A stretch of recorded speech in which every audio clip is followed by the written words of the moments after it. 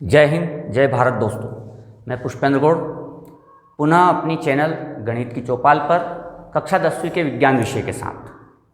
अगर आपने मेरे चैनल को सब्सक्राइब नहीं किया है तो कर लीजिए ताकि आपको लगातार मेरे वीडियो मिलते रहेंगे।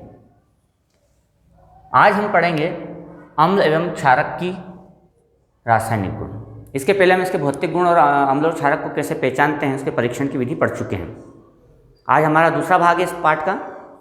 इसमें हम इसके रासायनिक गुण पढ़ेंगे, जिसमें एक रिएक्शन के माध्यम से, एक अभिक्रिया के माध्यम से हम पढ़ेंगे कि अम्ल एवं क्षारक की धातु के साथ अभिक्रिया किस तरह से संपन्न होती है और इसमें कुछ अनुप्रयोगात्मक क्वेश्चन बनते हैं। तो उसके बारे में हम चर्चा बाद में करेंगे। तब तक आप मेरा पूरा वीडियो देखिए तो आपको इसके अनुप्रयोगात्मक क्वेश्चन भी मिल जाएंगे। दोस्तों, हमने एक टेस्ट ट्यूब में तनु H2SO4 लिया कंसंट्रेट, और उस टेस्ट ट्यूब में हमने कुछ जिंक धातु के टुकड़े को डाल दिया। अब हम इसको गर्म करेंगे एक बर्नर की सहायता से।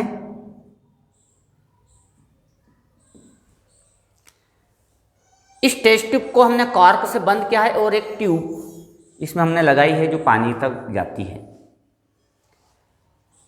इसको गर्म करने से क्या होगा कि अभिक्रिया की गति बढ़ जाएगी और अभिक्रिया जो है जिंक के साथ H2SO4 की होगी। ऐसा करने से क्या होगा, जब रासायनिक अभिक्रिया होगी तो जिंक SO4 के साथ रिएक्शन करके जिंक सल्फाइड बना लेगा और हाइड्रोजन गैस अलग हो जाती है। तो यह हाइड्रोजन गैस, इसमें से बुलबुले उठते हुए दिखेंगे आपको। यह हाइड्रोजन गैस इस ट्यूब से होते हुई पानी में जाती है। यह पानी में कोई रासायनिक अभिक्रिया नहीं है। इसके पीछे दो उद्देश्य हैं। एक तो इसके साथ एसिड की वेपर भी आ जाएगी, तो वो पानी में जाकर के वेपर पानी के साथ सेटल हो जाएगी, और हाइड्रोजन गैस के जो बबल्स हैं, बुलबुले हैं, वो उठ करके ऊपर आते हैं। लेकिन अब हम ये जानना चाहते हैं कि बुलबुले वास्तव में हाइड्रोजन की गैस के हैं। इसका भी हम परीक्षण करना चाहते हैं कि हाइड्रोजन गैस के बबल्स हैं क्या। तो हम एक जलती हुई तीली को जब यहाँ पर लाते हैं तो वो पॉपअप साउंड, मतलब चटकदार आवाज़, चट चट की आवाज़ के साथ जलती है। यह हाइड्रोजन गैस की विशेषता है, मतलब एक परीक्षण है। तो एक प्रश्न बन जाता है कि हाइड्रोजन गैस की उपस्थिति का परीक्षण कैसे करेंगे आप। तो हाइड्रोजन गैस की उपस्थिति का परीक्षण अगर हम जलती हुई तीली को उस गैस के सोर्स के पास लाएं तो वो जलती हुई तीली पॉपअप साउंड या चटकदार आवाज़ के साथ अगर जलती है, चट चट की आवाज़ आती है, तो इसका मतलब है वहाँ पर हाइड्रोजन गैस उत्पन्न हो रही है। अब ये जो रासायनिक अभिक्रिया है अम्ल की, वो धातु के साथ है और इस प्रकार से हाइड्रोजन गैस उत्पन्न होती है। और ये जो बना है ये लवण है, इसको धात्विक लवण कहा जाता है, मेटेलिक सॉल्ट। तो यहाँ पर जो अभिक्रिया हुई वो इस प्रकार से हुई कि धातु की अगर हम अम्ल के साथ क्रिया करते हैं तो बनता है धात्विक लवण और हाइड्रोजन गैस। एक सूत्र बन गया। लेकिन दोस्तों, एक बात याद रखना कि सारी धातुएं अम्ल के साथ एक समान अभिक्रिया नहीं देती। कुछ धातुएं अम्ल के साथ तेजी से अभिक्रिया करती है, कुछ मध्यम गति से करती है, कुछ बहुत कम करती है, और बहुत कुछ धातुएं तो ऐसी है जो अभिक्रिया करती ही नहीं है, जैसे कि सोना, गोल्ड एंड प्लेटिनम। इसलिए आप लोगों ने देखा होगा कि जब हम किसी सुनार के यहाँ पर जाते हैं तो वो सोने की शुद्धता का परीक्षण करता है। तो वो उसके ऊपर एक अम्ल का एक बूंद डालता है और उससे अगर कोई अभिक्रिया नहीं होती, कोई स्पॉट नहीं बनता है, कोई धब्बा नहीं बनता है, ठीक है, तो उससे वो सोने की धातु होने का पता चलता है। वो कितनी शुद्ध है या नहीं है वो बात अलग है, लेकिन कुछ धातुएं अम्ल के साथ अभिक्रिया नहीं करती, कुछ धातुएं तेजी से करती हैं। तो अलग अलग धातुएं अलग अलग प्रकार से अम्ल के साथ रासायनिक अभिक्रिया करती हैं। तो पहला जो बात है वो यही है कि जो धातु है वो अम्ल के साथ क्रिया करके धात्विक लवण और हाइड्रोजन गैस बनाती है। इसी प्रकार दोस्तों, जब धातुओं की हम क्षार के साथ अभिक्रिया करते हैं तब भी हाइड्रोजन गैस बनती है, लेकिन ये सभी धातुओं के साथ ऐसा नहीं होता। धातुओं के साथ भी क्षार की अभिक्रिया इसी प्रकार से होती है और उसके साथ बनता है हाइड्रोजन गैस। मतलब अम्ल और क्षार धातु के साथ अभिक्रिया करके हाइड्रोजन गैस को वहाँ से हटा देते हैं और इस प्रकार से हाइड्रोजन गैस उत्पन्न होती है। आइए और आगे की कुछ और रासायनिक अभिक्रियाओं को देखते हैं। दोस्तों, एक और रासायनिक अभिक्रिया देखते हैं हम अम्ल एवं क्षारक की। जब हम रासायनिक गुणों की बात कर रहे हैं तो एक अभी हमने धातुओं के साथ अभिक्रिया देखी। एक दूसरी अभिक्रिया हम देखते हैं अम्ल की, धातु कार्बोनेट तथा धातु हाइड्रोजन कार्बोनेट की अम्ल के साथ अभिक्रिया। तो हम यहाँ दो टेस्ट ट्यूब लेते हैं। एक टेस्ट ट्यूब में हम लेंगे धातु के कार्बोनेट और दूसरी टेस्ट ट्यूब में लेते हैं हम धातु के हाइड्रोजन कार्बोनेट। तो जैसे मैंने धातु के साथ कार्बोनेट एक टेस्ट ट्यूब में लिया और दूसरी टेस्ट ट्यूब में मैंने धातु का हाइड्रोजन कार्बोनेट लिया। अब इन दोनों की हमने अम्ल के साथ अभिक्रिया करवाई। तो आप देखेंगे दोस्तों इसमें कि इसमें सॉल्ट बनता है। आप H2SO4 की जगह HCl भी ले सकते हैं, ऐसा कुछ भी नहीं है। HCl अगर हम लेते हैं तो आपका जाना पहचाना सॉल्ट सामने आ जाएगा और आप चाहे तो यहाँ पर H2SO4 की अभिक्रिया भी करवा सकते हैं, ऐसा कुछ भी नहीं है।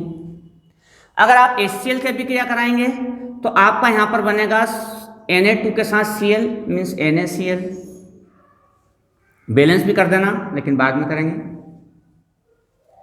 इसके बाद कार्बन डाइऑक्साइड और H2O। लेकिन अगर आप H2SO4 के साथ अगर अभिक्रिया करवाते हैं दोस्तों तो ये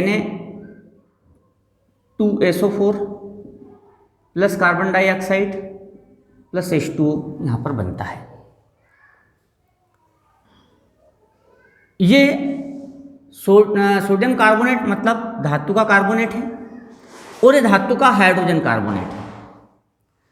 धातु का जब हाइड्रोजन कार्बोनेट की हम अभिक्रिया करवाते हैं तब बनता है NaCl, कार्बन डाइऑक्साइड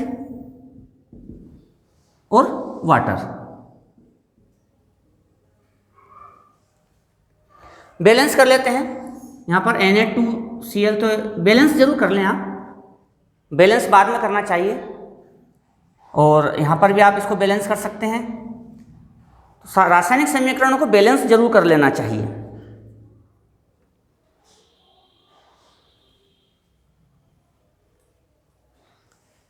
तो आप यहाँ पर देख रहे हैं कि धातु का कार्बोनेट हो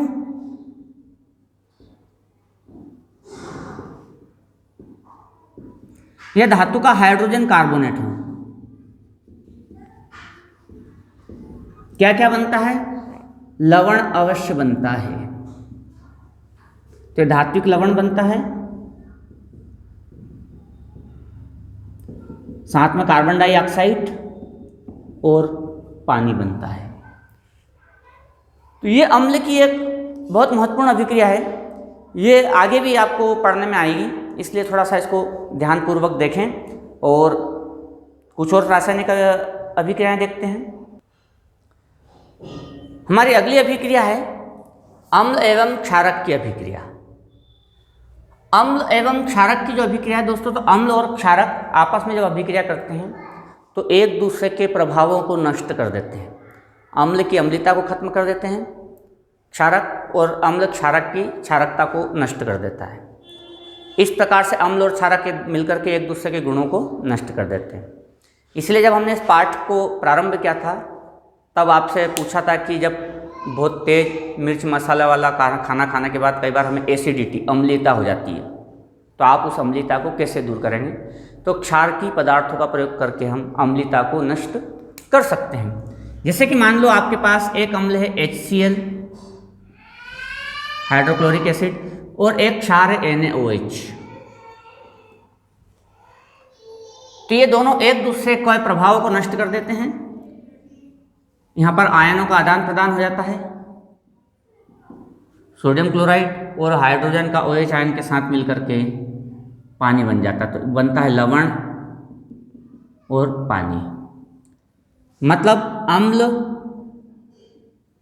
और क्षार मिलकर बनाते हैं धात्विक लवण प्लस पानी। इस प्रकार से एक दूसरे के प्रभाव को नष्ट कर देते हैं, इसलिए इसको उदासीनीकरण अभिक्रिया भी कहा जाता है। उदासीनीकरण अभिक्रिया। इसलिए दोस्तों कई बार अलग से प्रश्न आ जाता है, उदासीनी अभिक्रिया क्या है, एक उदाहरण सहित समझाइए। तो जब अम्ल की क्रिया क्षार के साथ या क्षार की रासायनिक अभिक्रिया अम्ल के साथ करवाई जाती है, तो अम्ल एवं क्षार दोनों एक दूसरे के प्रभाव को समाप्त कर देते हैं, धात्विक लवण और पानी बनाते हैं। इसी रासायनिक अभिक्रिया को हम उदासीनी अभिक्रिया कहते हैं। और एक उदाहरण दे दीजिए। तो दोस्तों ये कुछ विशेष अम्ल एवं क्षारकों की रासायनिक गुण मैंने आपको बताए हैं, तो आप इन्हें ध्यान से देखिए, पढ़िए और समझिए। इसी तरह के और प्रश्न हम आगे लाते रहेंगे। मेरे अगले वीडियो में इसी अध्याय को मैं लगातार जारी रखूँगा। आप मेरे चैनल गणित की चौपाल को ज़रूर सब्सक्राइब कर लीजिए, जिससे कि मेरे सारे वीडियो आपको प्रतिदिन प्राप्त होते रहें। तब तक के लिए दोस्तों, जय हिंद, जय भारत।